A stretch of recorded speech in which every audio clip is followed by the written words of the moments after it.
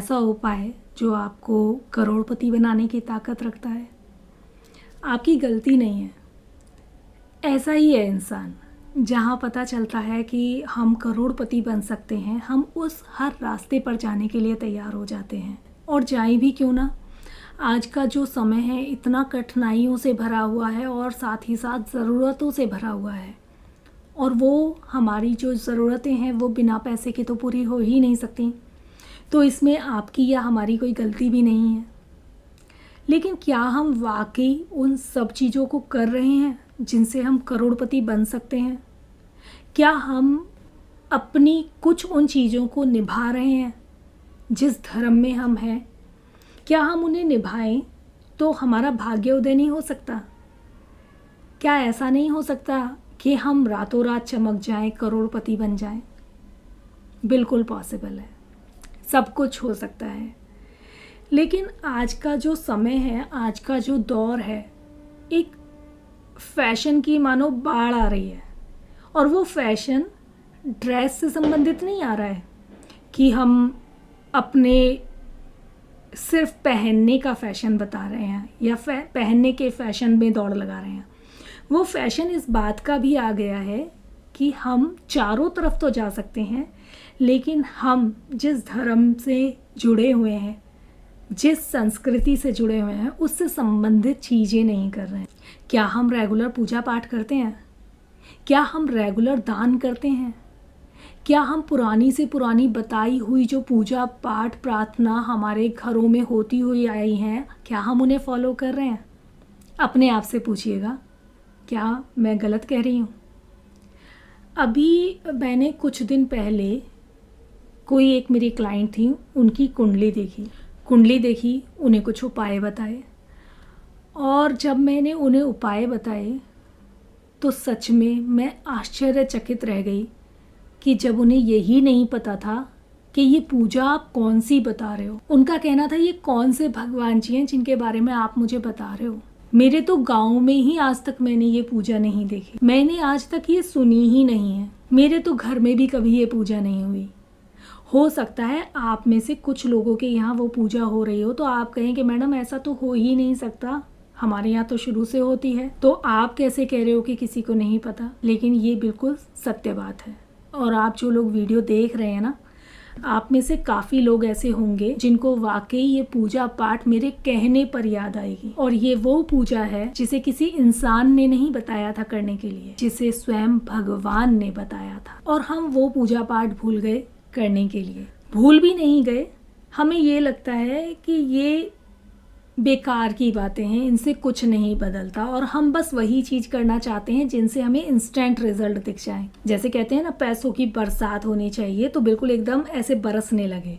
लेकिन जब वो इनडायरेक्टली आता है, हमारे प्रमोशन होते हैं, बिजनेस में बढ़ता है, तो वो हमें भगवान की कृपा नज़र नहीं आती। जबकि सही मानो तो सब कुछ आपकी मेहनत से नहीं होता, बहुत कुछ ईश्वर की कृपा से ही होता है। मेहनत तो बहुत लोग करते हैं, क्या मेहनत से ही सबको सब कुछ मिलता है? नहीं, ऐसे बहुत एग्जाम्पल हैं, इंटरनेट पे सर्च करके देखिएगा, जहाँ पर कुछ पाने के लिए लोगों ने मेहनत भी नहीं की लेकिन उन्हें मिल गया। रातों रात उनकी चमक पूरी दुनिया में फैल गई, रातों रात वो करोड़पति बन गए। आप एक बार गूगल पे सर्च कीजिएगा मेरी वीडियो के बाद। अब समझते हैं कि मैं किस रेमेडी की बात कर रही हूँ। ये एक रेमेडी नहीं है, सॉरी, मैं अपने शब्दों के लिए माफ़ी चाहती हूँ।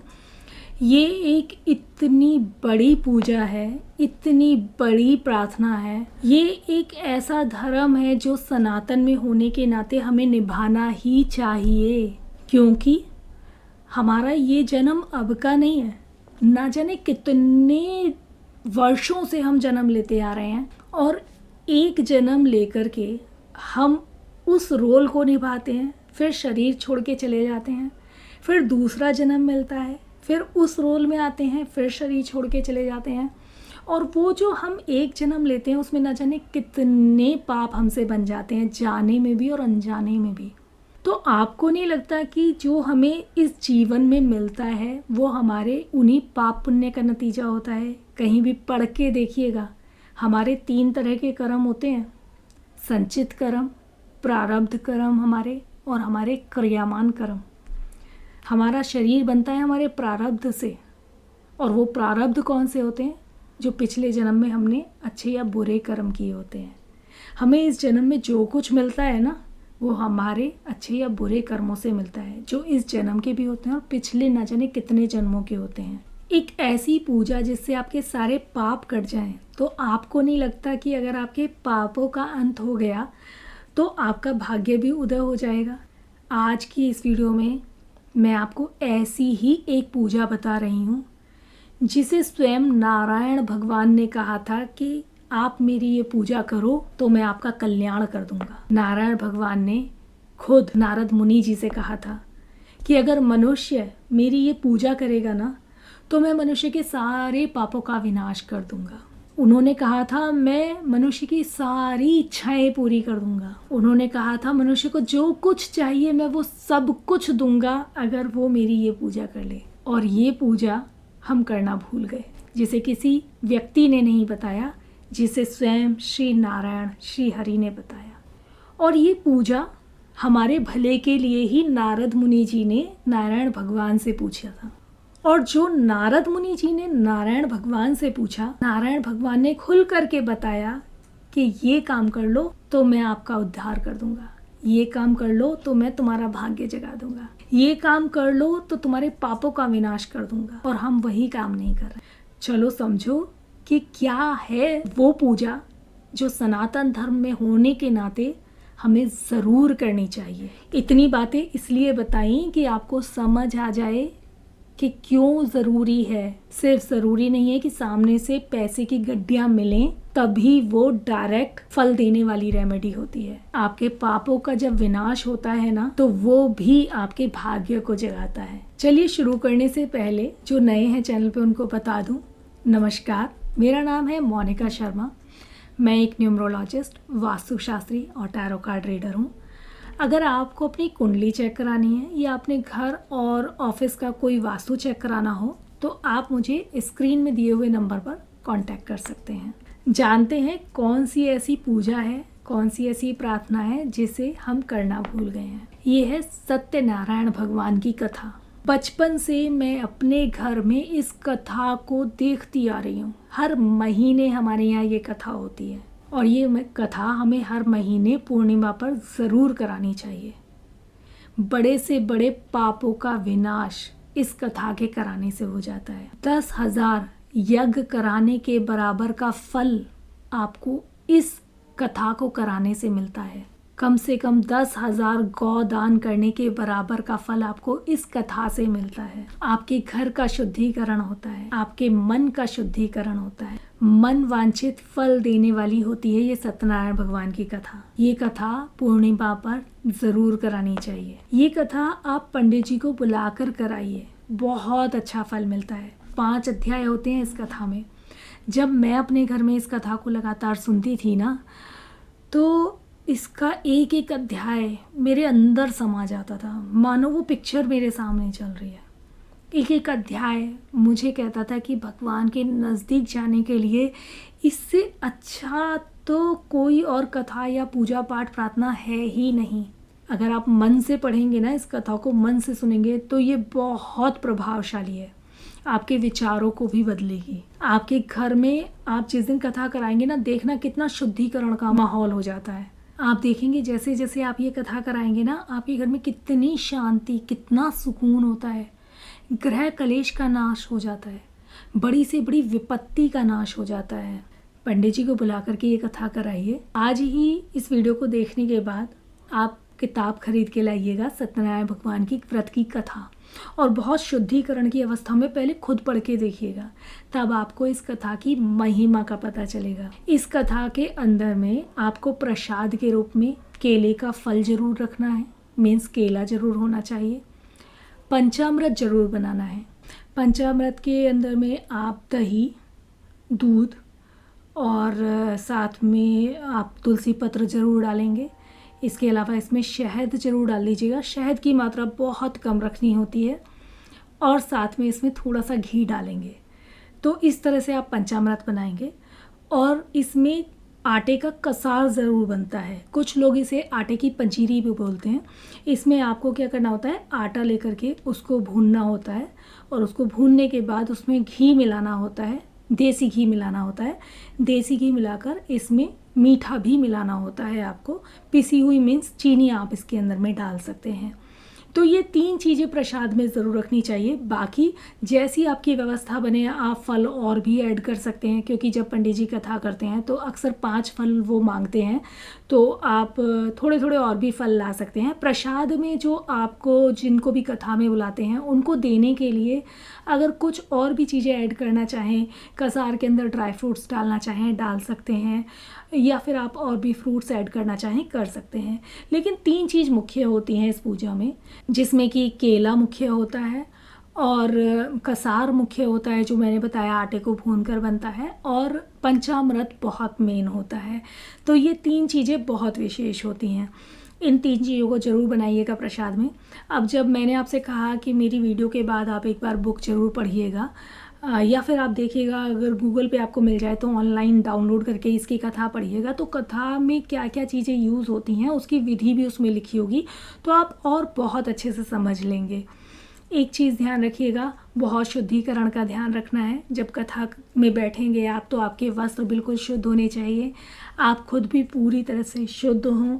और जब आप कथा में बैठेंगे ना, थोड़ी देर के लिए अपना फ़ोन साइड रख देना, क्योंकि मैंने ये देखा है अक्सर लोग सब चीज़ को प्रायोरिटी देते हैं लेकिन पूजा पाठ प्रार्थना को प्रायोरिटी नहीं देते।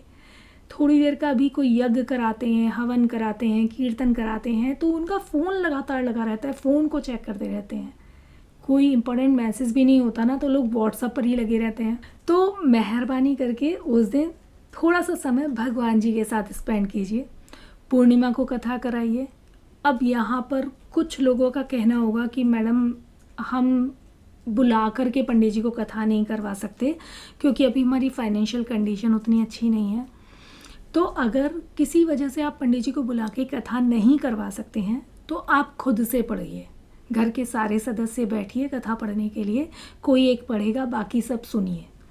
बीच बीच में भगवान का हर अध्याय पूरा होने के बाद जब अगला अध्याय आप शुरू करें तो बीच बीच में भगवान का संकीर्तन कीजिए 5-5 मिनट के लिए। पहला अध्याय ख़त्म हुआ, उसे करने के बाद 5 मिनट के लिए भगवान का संकीर्तन कीजिए, फिर दूसरा अध्याय आरंभ कीजिए। ऐसा ही फिर जब तीसरा शुरू करें उससे पहले संकीर्तन कीजिए, फिर तीसरा अध्याय शुरू कीजिए। पूजा करने के बाद मीन्स कथा पूरी पढ़ने के बाद सत्यनारायण भगवान की आरती जरूर करें और साथ ही भगवान जगदीश हरे की आरती भी ज़रूर करें। पूरी आरती ये करने के बाद लक्ष्मी जी की आरती भी करना बहुत ज़्यादा ज़रूरी होता है। हालांकि जब पंडित जी कथा करते हैं तो वो सत्यनारायण भगवान की ही आरती पढ़ते हैं, और कभी कभी कुछ पंडित जी होते हैं जो जगदीश हरे जी की भी आरती पढ़ लेते हैं साथ में, लेकिन लक्ष्मी जी की आरती वो जनरली नहीं पढ़ते हैं। तो अगर आपके यहाँ जो पंडित जी आते हैं वो लक्ष्मी जी की आरती नहीं पढ़ते हैं बाद में, तो आप उन्हें रिक्वेस्ट जरूर करें कि पंडित जी लक्ष्मी जी की आरती ज़रूर कर लीजिए, तो वो मना नहीं करेंगे, आप लक्ष्मी जी की आरती भी ज़रूर कराइएगा। अब एक चीज़ और देखिएगा कि पंडित जी से अगर आप कथा कराएं तो प्लीज़ उनको दक्षिणा देने में कंजूसी मत कीजिएगा, क्योंकि पंडित जी वो हैं जो भगवान के पार्षद हैं उस समय के लिए। क्योंकि देखिए वो उस समय कथा आपके लिए बाँच रहे हैं, आपको वो चीज़ें सुना रहे हैं जिससे आपका भाग्य उदय होता है, जिससे आपके पापों का विनाश होता है। वो साक्षात उस समय पर भगवान के पार्षद हैं, तो भगवान के पार्षद का दिल बिल्कुल मत दुखाइएगा। समझो एक बात को, कुछ तो है ना उनके अंदर, कोई तो अच्छा भाग्य है, कोई तो अच्छे कर्म करके आए हैं वो, तभी तो भगवान ने उन्हें ये ड्यूटी दी है कि तुम जगह जगह जा कर के मेरा व्याख्यान करोगे, मेरे बारे में बोलोगे। तो वो भगवान के वो पार्षद हैं जिनको भगवान ने वो आशीर्वाद दे करके भेजा है, तो उनके साथ कहीं भी कोई भी कंजूसी मत दिखाना। अक्सर लोग क्या करते हैं कि पार्टी फंक्शन में तो बहुत खर्च देते हैं, लेकिन जहाँ पंडित जी को पैसे देने की बात आती है ना, तो वहाँ पर अपनी पॉकेट को दबा लेते हैं, टाइट कर लेते हैं, उनको कुछ नहीं देना। ये गलत है, ध्यान रखिएगा। जो आकर आपके घर का शुद्धिकरण कर रहे हैं, जो आकर आपको भगवान की महिमा सुना रहे हैं, उनके लिए कंजूसी नहीं, बिल्कुल मत कीजिएगा। थोड़ा सा दिल खोल के उन्हें पैसा दीजिए, क्योंकि उनका वो कर्म है। वो फ्री सेवा मत करवाइए उनसे, या नाम मात्र के पैसों में उनसे वो सेवा मत कराइए, ठीक है।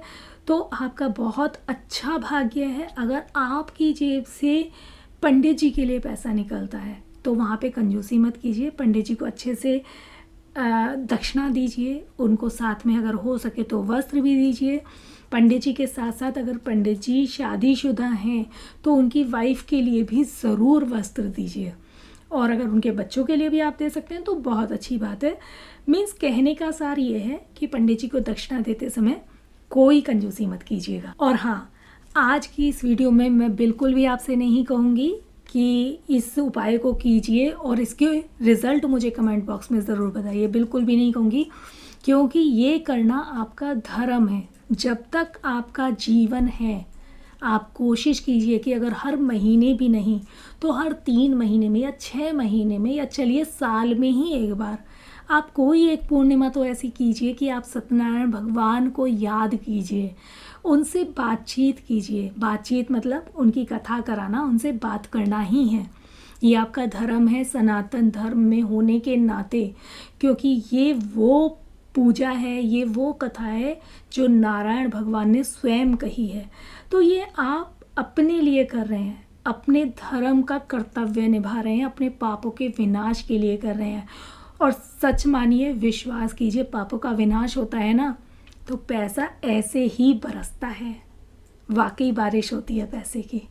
और पैसे के साथ साथ आपके जीवन में बहुत सकारात्मक ऊर्जाओं की, अच्छे रिश्तों की और अच्छी वाणी की, और आपके जीवन में जो शुद्धिकरण आता है वो एक ऐसे लेवल का आता है जिसे मैं शब्दों में नहीं बता सकती। मैं इस छोटी सी वीडियो में ना वो व्याख्या ही नहीं कर पाऊँगी जो महिमा है इस कथा की।